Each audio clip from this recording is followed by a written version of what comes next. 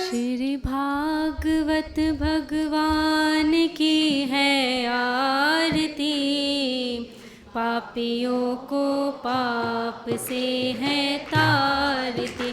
श्री भागवत भगवान की है आरती, पापियों को पाप से है तारती। ये मधुर बोल जग फंद खोल, सन्मार्ग दिखाने वाला, बिगड़ी को बनाने वाला। ये मधुर बोल जग फंद खोल, सन्मार्ग दिखाने वाला, बिगड़ी को बनाने वाला। श्री राम यही घनश्याम यही, श्री राम श्याम यही, यही प्रभु महिमा की आरती। पापियों को पाप से है तार, श्री भागवत भगवान की है आरती। पापियों को पाप से है तारती, पापियों को पाप से है तारती, पापियों को पाप से है तारती। हमारा प्रथम स्कंद खत्म ही होने वाला है। दूसरा स्कंद बहुत इम्पोर्टेंट है, पूरा ज्ञान का है, तो समझने के लिए है। अब हम प्रथम स्कंद पे आते हैं। राजा परीक्षित को भृंगी ऋषि का श्राप। सूजी कहते हैं, अद्भुत कर्मा भगवान श्री कृष्ण की कृपा से राजा परीक्षित अपनी माता के कोख में अश्वत्थामा के ब्रह्मास्त्र से जल जाने पर भी न मरे नहीं। ब्रह्मास्त्र से पूरे जल गए थे राजा परीक्षित, फिर भी मरे नहीं। क्यों? भगवान की कृपा से। तो भगवान की कृपा से एवरीथिंग इज पॉसिबल। और नाम और नामी में भेद नहीं है। तो गुरु क्या कहते हैं? नाम जप करते रहो, भगवान को याद करते रहो, उनके समर्पित रहो, उन्हें याद करते रहो, उनके गुण, उनकी लीला, उनका नाम, उनका धाम याद करते रहो। जिस समय ब्राह्मण के श्राप से उन्हें डसने के लिए तक्षक आया, उस समय वे प्राण नाश के महान भय से भी भयभीत नहीं हुए। जब तक्षक डसने आए तो डरे नहीं, वो रेडी थे। उन्होंने अपने आप को प्रिपेयर कर लिया था कि भाई तक्षक आएगा, क्योंकि उन्होंने अपना मन भगवान में लगा लिया था। तो गुरु कहते हैं prewarned is prearmed. तो गुरु ने तो बता दिया अंत समय आएगा, मृत्यु आएगी, तैयारी कर रहे हैं आप कुछ या नहीं? मृत्यु की कुछ तैयारी हो रही है या नहीं? तो यार मृत्यु से डरते हैं? डरना तो है ही नहीं। गुरु के बच्चे मृत्यु से नहीं डरते हैं, वो अपनी तैयारी करके रखते हैं। मृत्यु अविसंभावी है, उसको कोई रोक नहीं सकता, वो तो आएगी ही आएगी। उन्होंने सबकी आसक्ति छोड़ दी, गंगा तट पर जाकर सुखदेव जी के से उपदेश ग्रहण किया और इस प्रकार भगवान के स्वरूप को जानकर अपने शरीर को त्याग दिया। जब उनको पता चला कि तक्षक मुझे डसने आ रहा है, तो गंगा तट पर जाके बैठ गए, सबकी आसक्ति छोड़ दी और अपने तक्षक आया, उनको डस गया और उन्होंने अपने प्राणों को त्याग दिया। पहले ही त्याग के बैठे हुए थे वो तो। अब देखिए ये हमारे लिए है। जो लोग भगवान की लीला कथा करते रहते हैं, इस कथा अमृत पान करते रहते हैं, इन दोनों ही साधनों द्वारा उनके चरण कमलों का स्मरण करते रहते हैं, उन्हें अंतकाल में भी मोह नहीं होता। कह रहे हैं जो भागवत जी पढ़ते रहते हैं, सत्संग सुनते रहते हैं, तो कह रहे हैं जो कथा अमृत का पान करते रहते हैं, नाम अमृत का पान करते रहते हैं, तो उन्हें अंतकाल में डर नहीं लगता कि हाय मेरा घर छूट रहा है, हाय मेरा परिवार छूट रहा है, हाय मैं मरा, हाय मैं मरा। डर नहीं लगता। दे आर प्रिपेयर्ड, वो प्रिपेयर्ड हैं मरने के लिए। क्यों? उन्हें पता है इस शरीर है तो उसका अंत भी होगा। घर परिवार मेरा थोड़ी ना है, हर जन्म में इस शरीर को नया परिवार मिलता है, इस जन्म में भी मिला और अब मेरा अंतिम जन्म हो, अगर जन्म हो भी तो भक्त के रूप में हो, नहीं तो फिर मैं जन्म मरण से छूट के भगवान की सेवा में लग जाऊं। जब तक पृथ्वी पर अभिमन्यु नंदन महाराज परीक्षित सम्राट रहे, तब तक चारों ओर व्याप्त हो जाने पर भी कलयुग का कुछ भी प्रभाव नहीं था। जब तक राजा परीक्षित थे तब तक कलयुग का कोई प्रभाव नहीं था। वैसे तो जिस दिन भगवान श्री कृष्ण ने पृथ्वी का परित्याग किया उसी दिन पृथ्वी पर अधर्म का मूल कारण कलयुग आ गया था। भ्रमर के समान सारग्रही सम्राट परीक्षित कलयुग से कोई द्वेष नहीं रखते थे। राजा परीक्षित का कलयुग से कोई द्वेष नहीं था। क्यों? क्योंकि इसमें एक बहुत ही अद्भुत गुण है कि पुण्य कर्म तो संकल्प मात्र से ही फलीभूत हो जाते हैं, परंतु पाप कर्म का फल शरीर से करने पर ही मिलता है, संकल्प मात्र से नहीं। इसमें लिखा हुआ है ना कि भागवत जी में, हम लोग अपने आप नहीं कहते ये बात, कि कलयुग में संकल्प मात्र से पुण्य तो फलीभूत हो जाते हैं और मनुष्य संकल्प भी नहीं करता है। तो अपने संकल्प मात्र से आप कोई भी लीला कर सकते हैं, उसका फल आपको मिलेगा। अच्छा, फिर कह रहे हैं पाप कर्म का फल नहीं मिलता संकल्प मात्र से, तो लोग सोचें हम तो कुछ भी बुरा सोचते रहे। ऐसा नहीं होता। आप बुरा सोचेंगे तो वो कर्म में भी आ जाएगा, है ना। एक बार सोचेंगे तो नहीं आएगा, बार बार सोचेंगे तो कर्म में आएगा नहीं आएगा। पहले किस में आता है? मन में आता है, फिर वाणी में आता है और फिर कर्म में आता है। होता ही नहीं होता ऐसे। तो कह रहे हैं इसलिए आप बुरा मत सोचिए। स्वामी राम सुखदास जी ने कहा ना, बुराई का त्याग करने से अच्छाई स्वतः आ जाती। किसी का बुरा मत सोचो, बुरा मत करो, बुरा मत समझो, बुरा मत करो और बुरा मत देखो। बुराई का त्याग करो। बुराई का त्याग करने से अच्छाई स्वतः हो जाती है। तो बुरा मत सोचो, संकल्प मत, बुरा सोचो ही मत। को अपने लिए भी नेगेटिव मत सोचो, किसी के लिए नेगेटिव मत सोचो। अब कलयुग के लिए कह रहे हैं, ये भेड़िया के समान बालकों के प्रति शूरवीर है और धीरवीर पुरुषों के लिए भीरू है। ये प्रमादी मनुष्यों को अपने वश में करने के लिए सदा सावधान रहता है।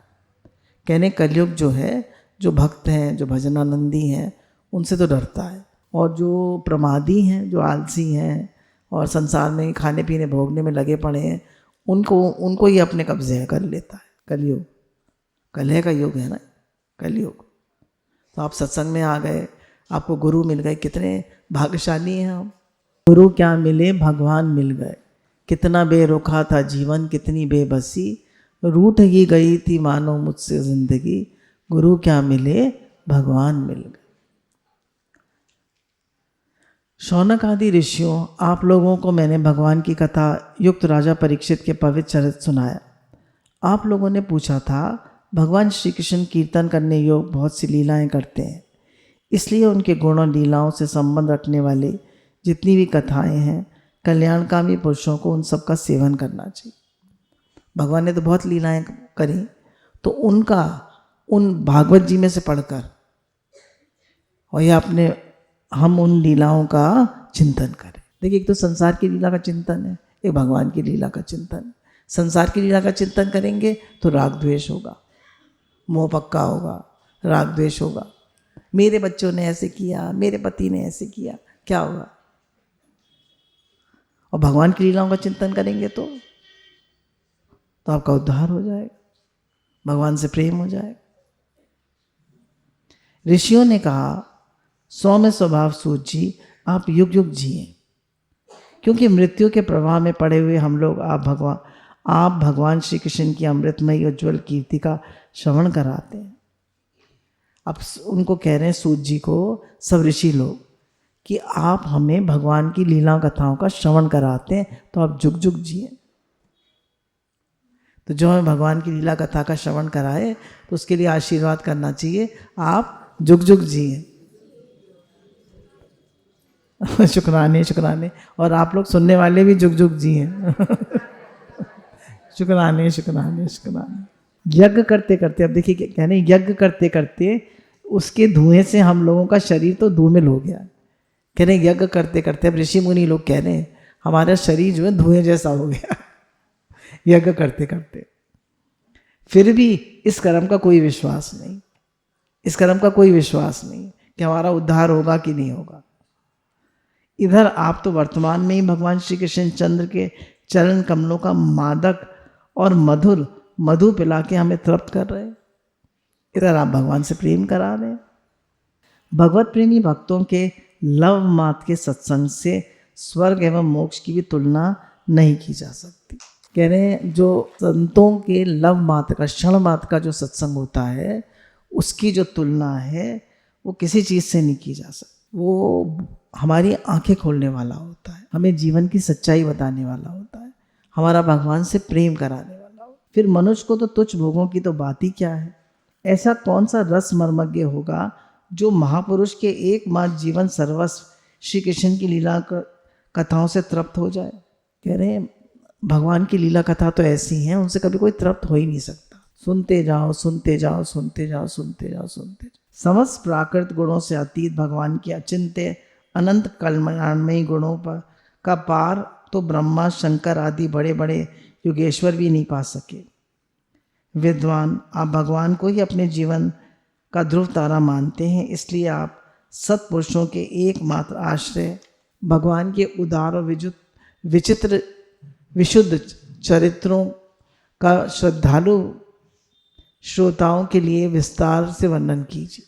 अब ऋषि लोग उनसे कह रहे हैं सूत जी से कि आप भगवान की लीला कथाओं का विस्तार पूर्वक हमको वर्णन करिए। भगवान के परम प्रेमी महाबुद्धि परीक्षित ने सुखदेव जी के उपदेश किए हुए जिन ज्ञान मोक्ष स्वरूप भगवान के चरण कमलों को प्राप्त किया, आप कृपा करके उसी ज्ञान और परीक्षित के परम पवित्र उपख्यान का वर्णन कीजिए। कह रहे हैं जिससे परीक्षित को मोक्ष मिला, भगवान से प्रेम मिला, भगवान के चरणों में प्रीति हुई, वही कथा आप हमें भी सुनाई। वही कृष्ण भगवान की लीला कथाएं आप हमें भी सुनाई। भक्तों के चरित्र भागवत जी में और भगवान की लीला कथाएं, और तो कुछ है नहीं। भक्तों के चरित्र भी हैं, क्योंकि इसमें कोई बात छिपा कर नहीं कही होगी। भगवत प्रेमी अद्भुत योग निष्ठ का निरूपण किया होगा। उसमें पद पद पर भगवान श्री कृष्ण की लीलाओं का वर्णन हुआ होगा। भगवान के प्यारे भक्तों को वैसा प्रसंग हम सुनने में बड़ा रस मिलता है।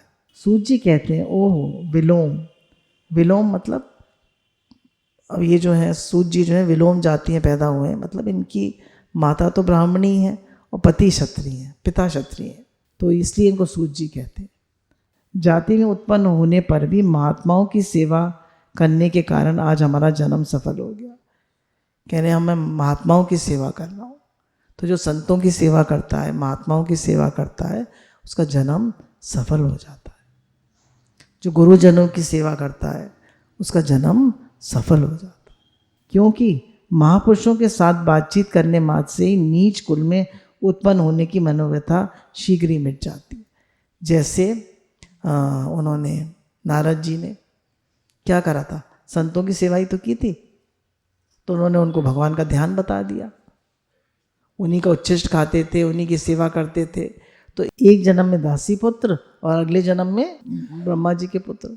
सोचिए संतों की सेवा करने से कितना लाभ मिल गया उनको। तो संतों की सेवा का इतना पुण्य है। फिर उन लोगों की तो बात ही क्या है जो सत पुरुषों के एकमात्र आश्रय भगवान का नाम लेते हैं।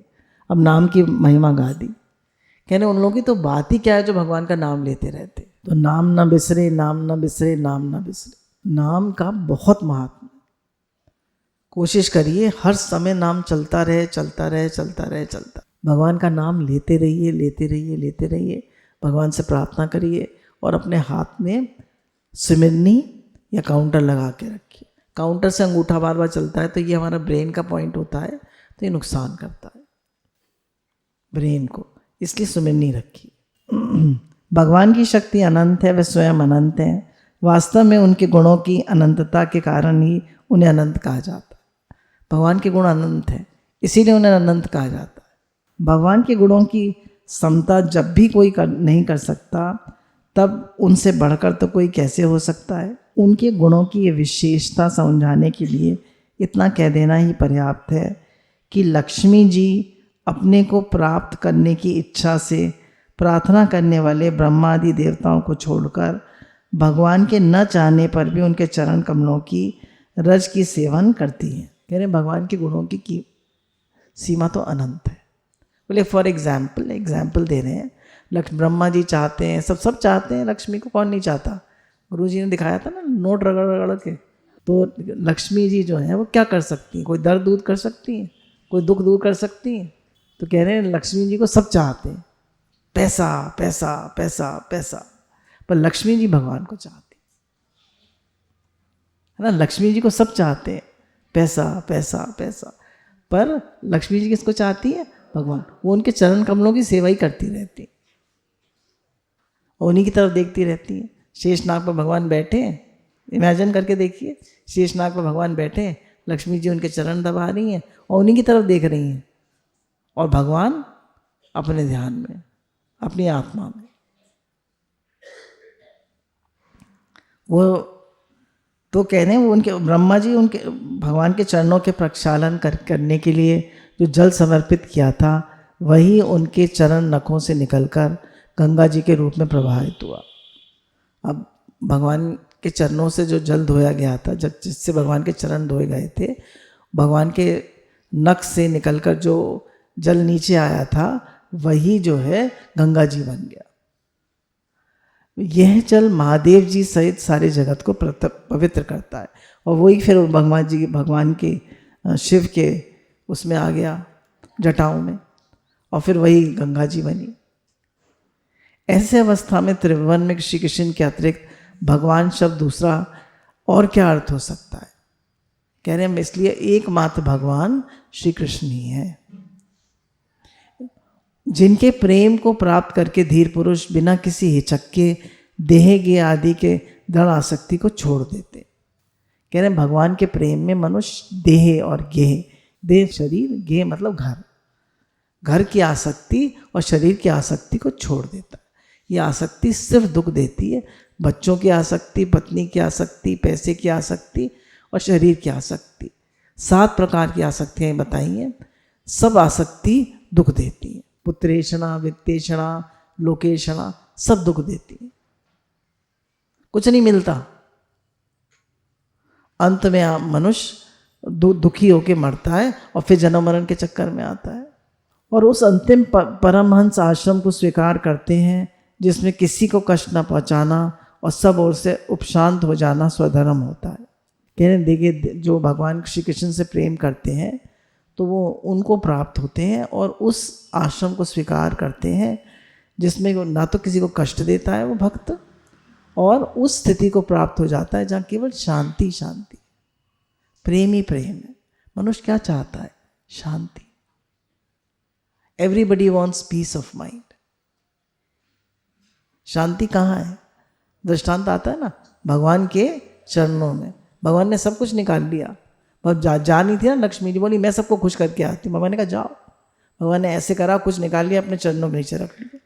लक्ष्मी जी सबको खुश करके आई, तब लौट के आई, भगवान ने सबको दे आई सब कुछ। बोले हाँ दे आई।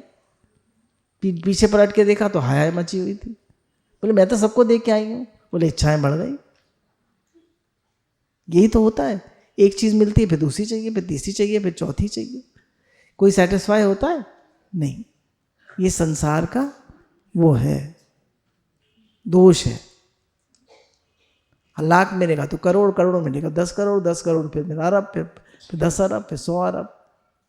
छोटी गाड़ी, फिर बड़ी गाड़ी, फिर उससे बड़ी, फिर उससे बड़ी, छोटा मकान, फिर और तृप्ति तो है ही नहीं।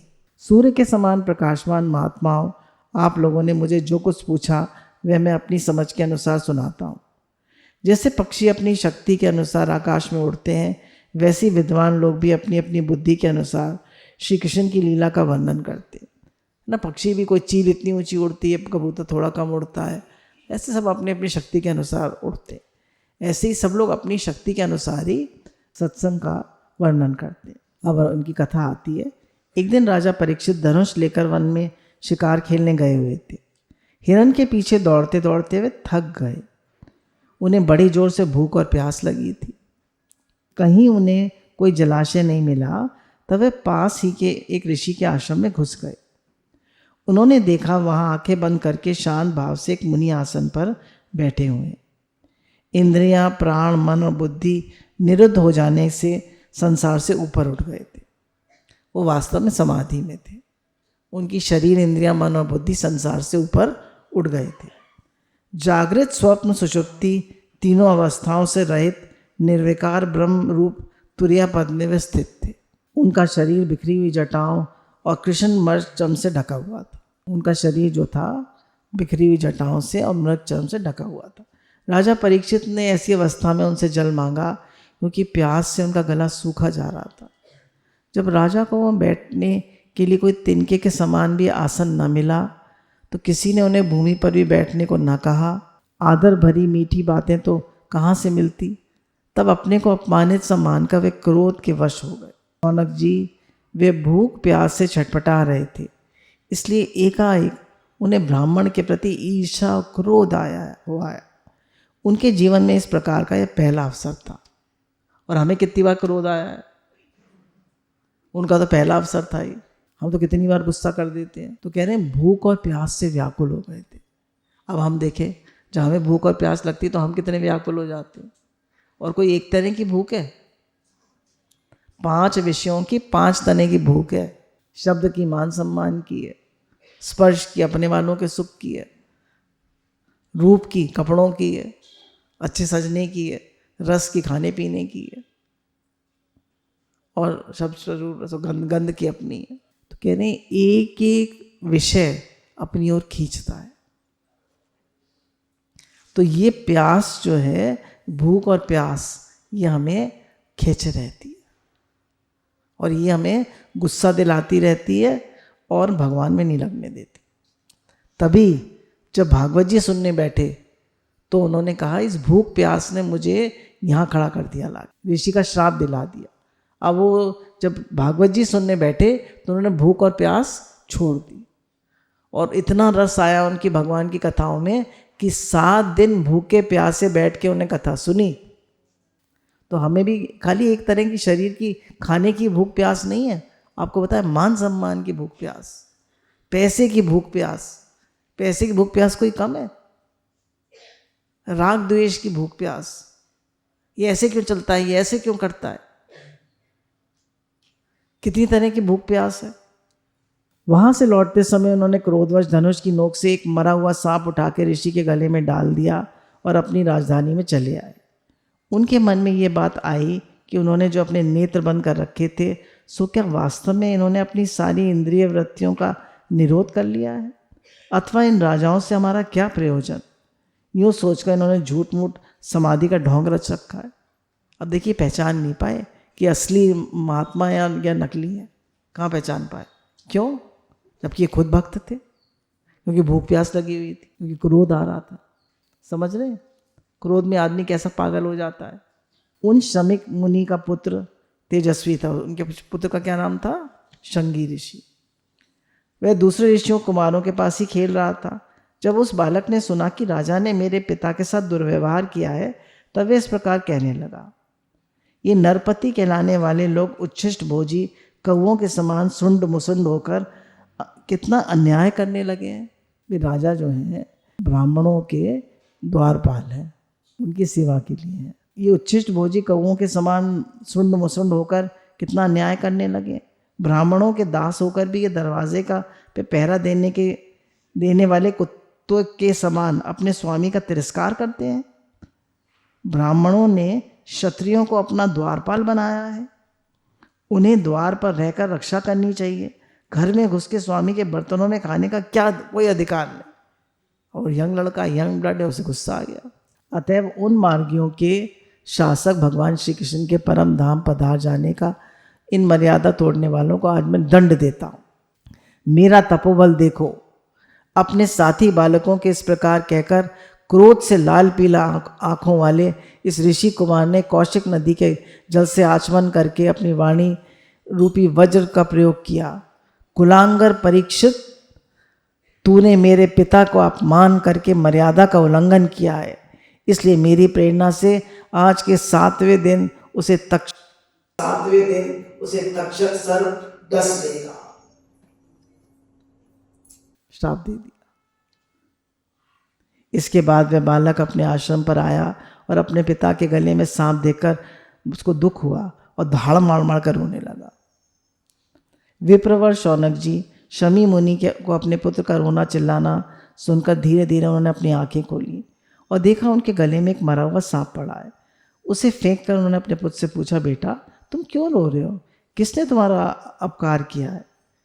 उनके ऐसे पूछने पर बालक ने सारा हाल कह सुनाया। ब्रह्म ऋषि शमी ने राजा के श्राप की बात सुनकर अपने पुत्र का अभिनंदन नहीं किया। उनकी दृष्टि में परीक्षित श्राप के योग्य नहीं थे। अब माताएं क्या करती हैं?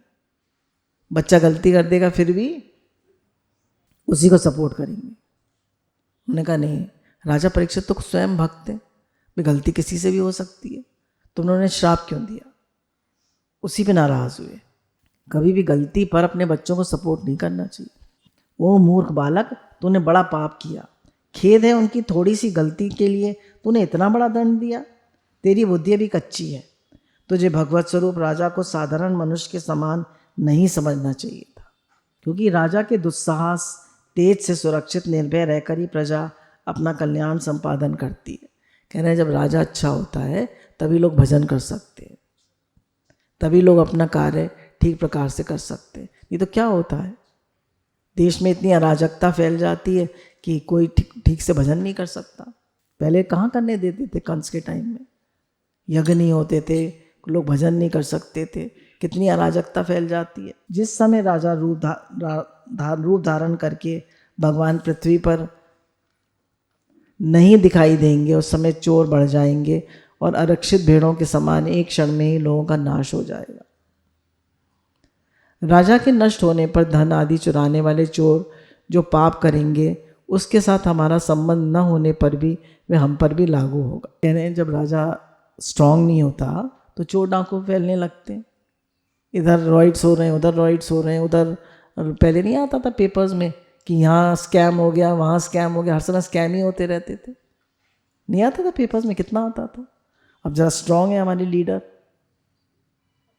है ना, स्ट्रांग है तो क्या हो रहा है, कोई कुछ नहीं कर पा रहा, सब चोर उचक्के सब रॉइड सब बनते हैं। आप आराम से भजन करिए, अब भगवान का आराम से मन लगाइए। तो कह रहे हैं वो तो भक्त राजा थे, तो तुमने उनको क्यों श्राप दिया? क्योंकि राजा के न रहने पर लुटेरे बढ़ जाते हैं और आपस में मारपीट गाली गलौज करते हैं, साथ ही पशु स्त्री और धन संपत्ति भी लूट लेते हैं, स्त्रियों को, पशु पक्षियों को, सबको, और धन संपत्ति भी लूट लेते हैं। तो आदमी डिस्टर्ब हो जाता है। उस समय मनुष्यों का वर्ण आश्रम युक्त वैदिक आर्य धर्म लुप्त हो जाता है। कहने उस समय जो वर्ण आश्रम का धर्म होता है और आर्य धर्म होता है वह लुप्त हो जाता है जब राजा अनुकूल नहीं होता है। मनुष्य अपना धर्म नहीं निभा पाता ठीक से, क्योंकि सारे जगह चीज़ें महंगी हो जाती हैं, लुटेरे घूमते हैं और मतलब सब जगह वो फैल जाती है, इनडिसिप्लिन हो जाता है। अर्थ, लोभ और काम वासना के विवश होकर लोग कुत्ते और बंदरों के समान वर्णसंकर हो जाते हैं। सम्राट परीक्षित तो बड़े ही यशस्वी और धर्म धुरंधर हैं। उन्होंने बहुत से अश्वमेध यज्ञ किए हैं और वे भगवान के प्यारे भक्त हैं। वे ही राजऋषि सूखे भूख प्यास से व्याकुल होकर हमारे आश्रम पे आए थे। वे श्राप के योग कदापि नहीं थे। इस नासमझ बालक ने हमारे निष्पाप सेवक राजा का अपराध किया है। सर्वात्मा भगवान कृपा करके इसे क्षमा करें। कहने मेरे बेटे को क्षमा करें। भगवान के भक्तों में बदला लेने की शक्ति होती है, परंतु वे दूसरों के किए हुए अपमान, धोखेबाजी, गाली गलौज, आक्षेप और मारपीट का कोई बदला नहीं लेते। कह रहे हैं चाहते तो राजा परीक्षित भी तुम्हें श्राप दे सकते थे, क्योंकि भक्त हैं वो, उनमें भी सामर्थ्य थी, पर उन्होंने कुछ नहीं कहा। तो महामुनि शमी को पुत्र के अपराध पर बड़ा पश्चाताप हुआ और राजा परीक्षित जो उनका अपमान किया था उस पर तो उन्होंने ध्यान ही नहीं दिया। जो उनके गले में सर्प डाला था उस पर तो शमी ऋषि ने ध्यान ही नहीं दिया, उसको तो निकाल के फेंक दिया। महात्माओं का स्वभाव ही ऐसा होता है कि जगत में जब दूसरे लोग उन्हें सुख दुख आदि द्वंद्वों में डाल देते हैं तब वे प्रायः हर्षित या व्यथित नहीं होते, क्योंकि आत्मा का स्वरूप तो गुणों से सरतर परे है। कोई हमें कुछ कह दे, कोई हमारा अपमान कर दे, कोई हमारी बुरी तरह कर दे, कोई हमारी बात ना सुने, कोई हम मतलब हमारी ऑपोजिट चले, जैसे मीरा के चले,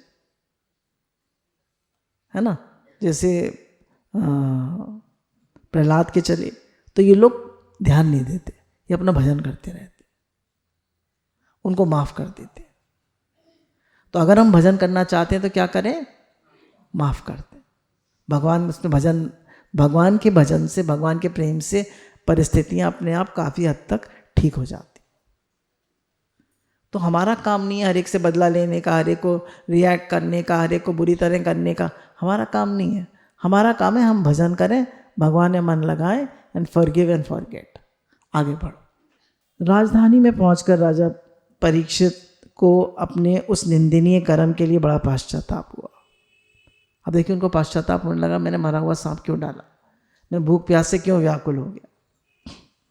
वे अत्यंत उदास हो गए और सोचने लगे, मैंने निरपराध एवं अपना तेज छिपाए हुए ब्राह्मण के साथ अनार्य पुरुषों के समान बड़ा नीच व्यवहार किया।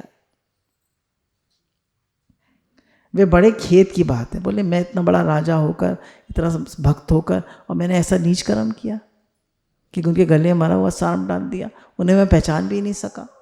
अवश्य उन महात्मा के अपमान के फलस्वरूप शीघ्र ही मुझ पर कोई घोर आपत्ति आवेगी। अब उन्हें पता चल गया कि मेरे पर कोई घोर आपत्ति आ गई। मैं भी ऐसा ही चाहता हूँ, कहते मैं भी ऐसे ही चाहता हूँ। हम क्या चाहते हैं? हमसे कोई कुछ ना कहे, हमसे कोई कुछ ना कहे। हमसे क्यों कहा? क्योंकि हमें ईगो इतना है। कोई हमसे कुछ भी कह दे, हमारा दिल इतना बड़ा होना चाहिए कि भगवान जी ठीक है, जैसे आप कहेंगे हम वैसे ही करेंगे, या चुप रहें, भजन करें अपना, क्योंकि उससे मेरे पाप का प्रायश्चित हो जाएगा और फिर कभी ऐसा काम करने का दुस्साहस नहीं करूँगा। बोले अगर मेरे पर कोई बात आ जाती है तो फिर मैं ऐसा गलत काम कभी नहीं करूँगा। तो अगर मैं डांट पड़ जाती है तो अच्छा है या बुरा है? अच्छा है, फिर हम ऐसा काम नहीं करेंगे। तो अगर कोई परिस्थिति आ जाती है तो वो भी अच्छा है।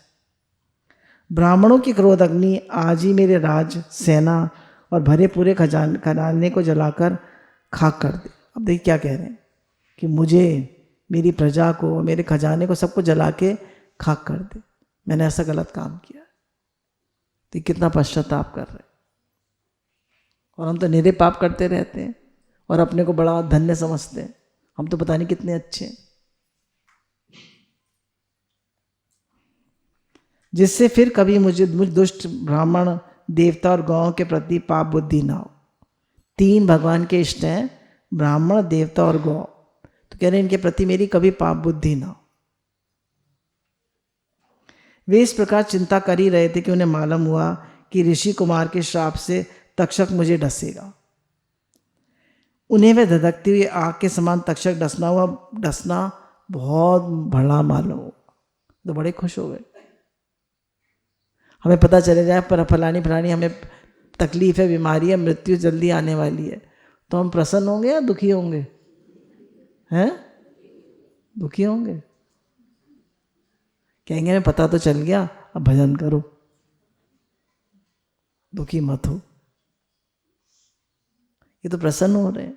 उन्होंने सोचा बहुत दिनों से मैं संसार में आसक्त हो रहा था, अब मुझे शीघ्र वैराग होने का कारण प्राप्त हो गया। कहने बहुत दिन से मैं संसार में फंस रहा था, अब मुझे वैराग का कारण प्राप्त हो गया। वे श्लोक और परलोक के भोगों को से तो पहले ही तुच्छ और त्याज में समझते थे, अब उनका स्वरूप त्याग करके भगवान श्री कृष्ण के चरण कमलों की सेवा को ही सर्वोपरि मानकर अमरण अनशन व्रत लेकर वे गंगा तट पर बैठ गए। अमरण अनशन कि जब तक प्राण नहीं त्याग देता तब तक मैं कुछ खाऊंगा पीऊंगा नहीं। गंगा जी का जल भगवान श्री कृष्ण के चरण कमलों का वह पराग लेकर प्रवाहित होता है जो श्रीमती तुलसी की गंध से मिश्रित है। गंगा जी जो है बहुत पवित्र हैं, उनके पास अक्सर लोग अपनी कुटिया बनाते हैं, संत लोग, और ध्यान करते। यही कारण है कि वे लोकपालों के सहित ऊपर नीचे के समस्त लोगों को पवित्र करती है। कौन ऐसा मरणासन पुरुष होगा जो उनका सेवन ना करेगा। इस प्रकार गंगा जी के तट पर आमरण अनशन कर निश्चय करके उन्होंने समस्त आसक्तियों का परित्याग कर दिया और वे मुनियों का व्रत स्वीकार करके अनन्य भाव से श्री कृष्ण के चरण कमलों का ध्यान करने लगे। अब भगवान के चरण कमलों का ध्यान करने लगे। आपको पता होगा भगवान के चरण कमलों में बहुत सारे चिन्ह हैं, अगली बार दिखा देंगे। तो उन्हीं का ध्यान करना चाहिए। उस समय वहाँ अब देखिए, अब ये ध्यान करने लगे भगवान का, तो भगवान ने इतने सारे ऋषि मुनि भेज दिए। ठीक है, ये भगवान का ध्यान कर रहे हैं, तो अब जब हम भगवान से प्रेम करते हैं तो भगवान हमें गुरु से मिला देते हैं। कितने सारे ऋषि मुनि भेज दिए। उसी समय वहाँ अत्रि, वशिष्ठ, च्यवन, शरद्वान, अरिष्टनेमि, भृगु, अंगिरा, पराशर, विश्वामित्र, परशुराम, अथित्य, इंद्र, प्रमद, इदमवा, मेधातिथि, देवल, अष्ट, भारद्वाज, गौतम, पिप्लाद, मैत्रेय, औरव, कवश, अगस्त्य, भगवान व्यास, नारद तथा उनके अतिरिक्त और भी कई देवऋषि, ब्रह्मऋषि तथा अरुणादि राजऋषियों का वहाँ शुभागमन हुआ। इतने सारे ऋषि मुनि आ गए, भगवान ने भेज दिए, क्योंकि भगवान के चरण कमलों का ध्यान कर रहे थे, गंगा तट पे बैठे हुए थे अमरण अनशन करके। इस प्रकार विभिन्न गोत्रों के मुख्य ऋषियों का एकत्र देखकर राजा ने सबका यथायोग्य सत्कार किया और उनके चरणों पर सिर रखकर वंदन किया। अपना सर उनके चरणों पर रखकर उनका वंदन किया, सबका स्वागत किया। जब सब लोग आराम से अपने अपने आसनों पर बैठ गए, तब महाराज परीक्षित ने उन्हें फिर से प्रणाम किया। फिर प्रणाम किया। प्रणामो दुख शमनस्तम नमामि हरि परम, नमामि हरि परम। बार बार प्रणाम करने से हमारे दुखों का शमन होता। तो बार बार संतों को, गुरुजनों को, भगवान को, संतों को, गुरुजनों को बार बार प्रणाम करना चाहिए।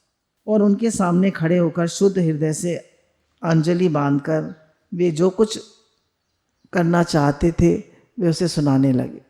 राजा परीक्षित ने कहा, ओ समस्त राजाओं में हम धन्य हैं, धन्यतम हैं, क्योंकि अपने शील स्वभाव के कारण हम आप महापुरुषों के कृपा पात्र बन गए। कह रहे हैं हम क्यों धन्य हैं? क्योंकि आप इतने सारे महात्मा लोग आ गए। राजवंश के लोग प्रायः निंदित कर्म करके के कारण ब्राह्मणों के चरण धोवन से दूर पड़ जाते हैं। ये कितने खेद की बात है। मैं भी राजा ही हूँ। निरंतर देह गेह में आसक्त रहने के कारण मैं भी पाप रूप हो ही गया हूँ।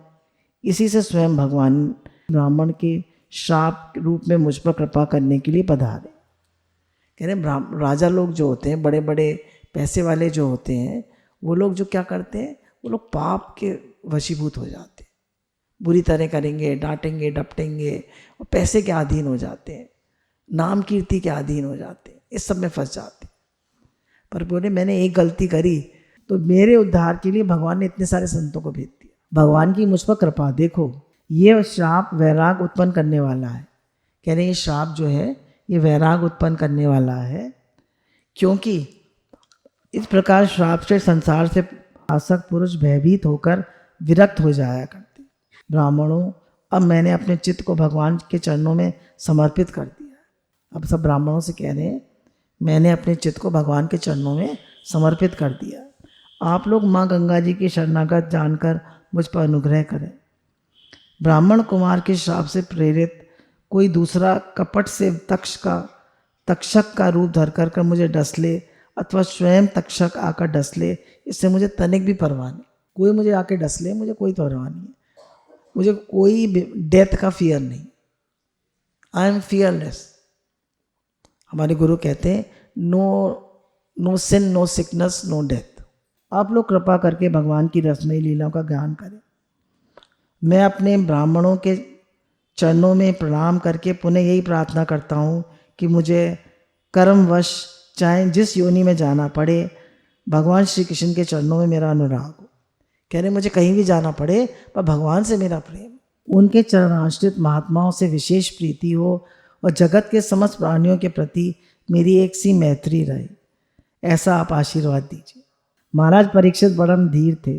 वे ऐसा दृढ़ निश्चय करके गंगा जी के दक्षिण तट पर पूर्वाग्र कुशों के आसन पर उत्तर मुख होकर बैठ गए। राजकाज का भार तो उन्होंने पहले ही पुत्र जन्मजय को सौंप दिया था।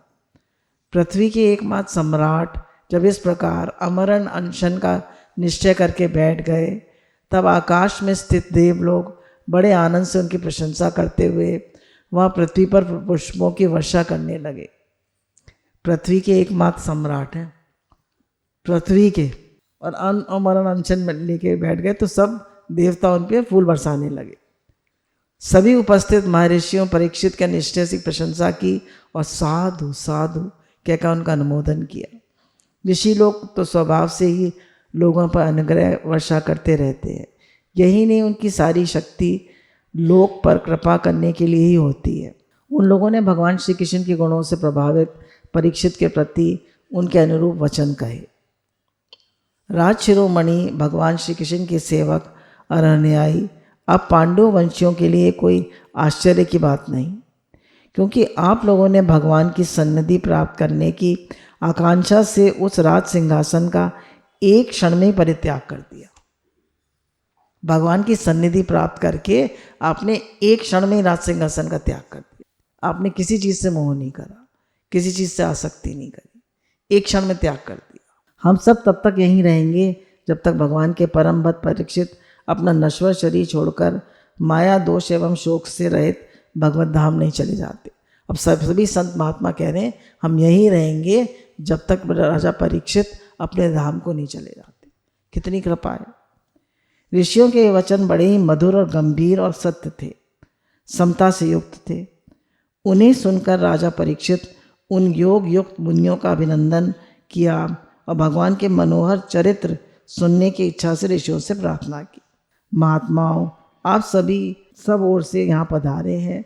आप सत्य लोक में रहने वाली मूर्तिमान वेदों के समान हैं। आप लोगों का दूसरों पर अनुग्रह करने के अतिरिक्त जो आपका सहज स्वभाव ही है, इस लोक या परलोक में कोई स्वार्थ नहीं। आपका स्वभाव तो कृपा करने का है, आपका कोई स्वार्थ नहीं। विप्रवरों, आप लोग पूर्ण विश्वास करके मैं अपने कर्तव्य के संबंध में पूछने योग्य प्रश्न करता हूँ।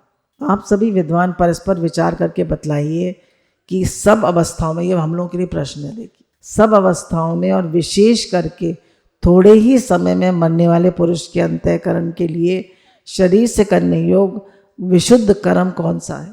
मरणासन पुरुष के लिए और हर समय करने के लिए हमारे लिए कौन सा कर्म है? कौन सा कर्म है? कौन सा कर्म है? नाम जप भी करिए और जो वर्णाश्रम अनुसार आपको सेवा मिली है वो भी नाम जप सहित करिए। हाथ काम मुख राम, हृदय साची प्रीत, दरिया गृहस्थी साधु की यही उत्तम रीत। आप सभी विद्वान परस्पर विचार करके बतलाइए। ठीक है। उसी समय पृथ्वी पर स्वेच्छा विचरण करते हुए किसी की कोई अपेक्षा नहीं रखने वाले व्यास नंदन भगवान श्री सुखदेव महाराज वहाँ प्रकट हो गए। बोलिए व्यास नंदन भगवान सुखदेव मुनि की जय। वे वर्ण अथवा आश्रम बाह्य चिन्हों से रहित एवं आत्मानुभूति से संतुष्ट थे। बच्चों और स्त्रियों से घेर रखा था। उनका वेश अवधूत का था। 16 वर्ष की अवस्था थी कि वह 16 साल के थे। अवधूत वेश में थे। चरण, हाथ, जंगा, भुजाएं, कंधे, कपोल, अन्य सब अंग अत्यंत सुकुमार थे। नेत्र बड़े बड़े और मनोहर थे। नासिका कुछ ऊंची थी। कान बराबर थे। सुंदर भौहें थीं। इनसे मुख बड़ा ही शोभायमान हो रहा था। गला तो मानो सुंदर शंख ही था। हंसली ढकी हुई, छाती चौड़ी उभरी हुई। अब उनका रूप इमेजिन करते जाइए। नाभि भंवर के समान गहरी तथा उधर बड़ा ही सुंदर त्रिवली से युक्त था। लंबी लंबी भुजाएं थी। मुख पर घुंघराले बाल बिखरे हुए थे। इस दिगंबर वेश में वे श्रेष्ठ देवताओं के समान तेजस्वी जान पड़ते थे। श्याम रंग था। भगवान कृष्ण की तरह उनका श्याम रंग था। चित्त को चुराने वाली भरी जवानी थी। शरीर की छटा और मधुर मुस्कान स्त्रियों को सदा ही मनोहर जान पड़ती। यद्यपि उन्होंने अपने तेज को छिपा रखा था, फिर भी उनके लक्षण जानने वाले मुनियों ने उन्हें पहचान लिया और वे सबके सब अपने आसन छोड़कर उनके सम्मान के लिए उठ खड़े हुए। सब उन्हें पहचान गए। सब ऋषि मुनि खड़े हुए। राजा परीक्षित ने अतिथि रूप से पधारे हुए सुखदेव मुनि का सर झुका के प्रणाम किया और उनकी पूजा की। उनके स्वरूप को न जानने वाले बच्चे और स्त्रियां उनकी महिमा देखकर वहाँ से लौट गए। स्त्री और बच्चे उनके पीछे पीछे भाग रहे थे ना सब, तो सब लौट गए। कितने सम्मानित हैं, हम तो इनका मजाक बना रहे थे। सबके द्वारा सम्मानित होकर सुखदेव मुनि श्रेष्ठ आसन पर विराजमान हुए। ग्रह नक्षत्र और तारों से घिरे हुए चंद्रमा के समान देवऋषि, ब्रह्म ऋषि, देव ऋषि, राजर्षियों के समूह से आवृत सुखदेव जी अत्यंत शोभायमान हुए।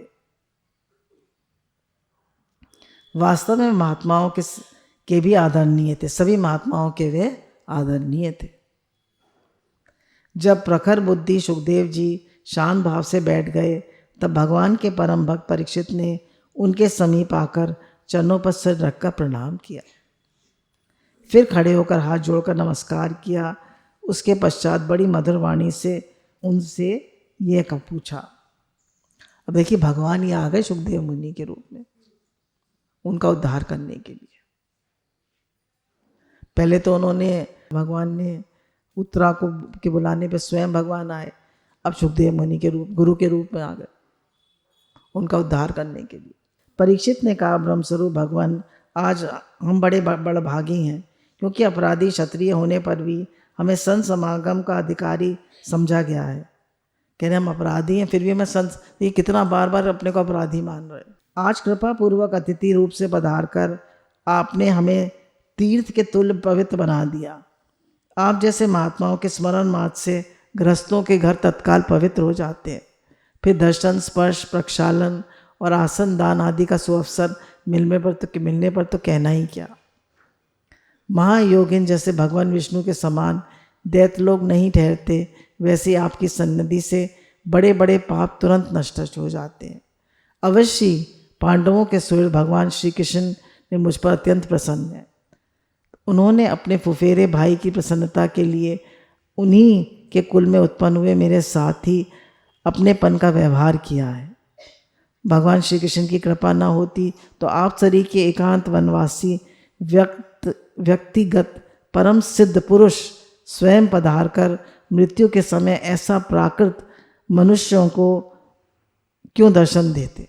कह रहे भगवान की कृपा हुई है कि आप आ गए और आप पधारे हैं मेरा उद्धार करने के लिए मृत्यु के समय।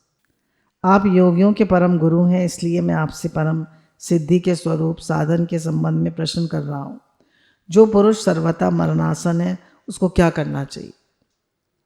मृत्यु नज़दीक आ गई है तो क्या करना चाहिए? भगवान साथ ही ये भी बतलाइए कि मनुष्य मात्र को क्या करना चाहिए, हम सबको क्या करना चाहिए? सत्संग, सेवा, सुमिरन, सत्संग और नाम जप। किसका श्रवण करना चाहिए, किसका जप करना चाहिए, किसका स्मरण करना चाहिए और किसका भजन करें तथा किसका त्याग करें और त्याग भी किसका करें? प्रश्न पूछ रहे। भक्त स्वरूप मुनिवर, आपका दर्शन अत्यंत दुर्लभ है, क्योंकि जितनी देर एक गाय दुई जाती है गृहस्थों के घर पर, उतनी देर भी तो आप नहीं ठहरते। कह रहे हैं सुखदेव मुनि के जितनी देर गाय दुई जाती है उतनी देर भी यहाँ नहीं ठहरते आप गृहस्थों के घर, और इनके यहाँ 7 दिन ठहरे। सूत जी कहते हैं, जब राजा ने बड़ी ही मधुर वाणी से इस प्रकार संभाषण एवं प्रश्न किया, तब समस्त धर्मों के मर्मज्ञ व्यास नंदन भगवान सुखदेव जी ने उत्तर देने लगे। बोलिए हमारे श्याम सुंदर भगवान की जय, सद्गुरुदेव भगवान की जय, सुखदेव मुनि की जय, भागवत महापुराण की जय, व्यास मुनि की जय। जय जय श्री राधे श्याम।